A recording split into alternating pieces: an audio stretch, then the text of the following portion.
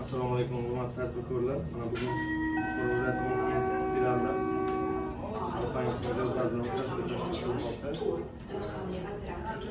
Xalq banki o'rinbosari Salom Bahobjon bilan sizlarga shu taklif loyihalaringiz bo'yicha bugun shu murojaatlarni ko'rib chiqamiz. Hozir 5 ta murojaat kelib tushdi bizga. Shu kreditlar bo'yicha sizlarga shu kreditlaringizni bugun 1 fevral kuniga xodimlarimiz tomonidan nazoratga olinadi. Har bitta berilgan topshiriqlar nimalar. Tursunbozor, Musayamov Nuriddin, Qosimov Metabar, Saidov Akbar, Rahmon va Dilfuzoz kreditlari bo'yicha taklif berildi. Ya'ni bizning shu bankimizda, shu Xalq banki tomonidan 13 ta mahalla bizga biriktirilgan. Shu 13 ta bankimizga 13 ta agentimiz ham va mahalla banklarimiz ham faoliyat yuritmoqda. Shu nima muammolaringiz va takliflaringiz bo'lsa, bemalol bizga murojaat qilishingiz mumkin.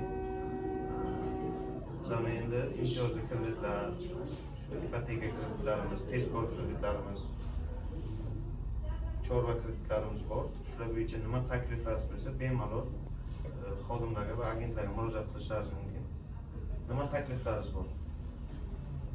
Takliflaringiz bo'lsa, bemalol berishingiz mumkin. Agar Savollar chiqsa aytamiz. Rahmat. Sog' bo'linglar. Rahmat. Sog' bo'ling.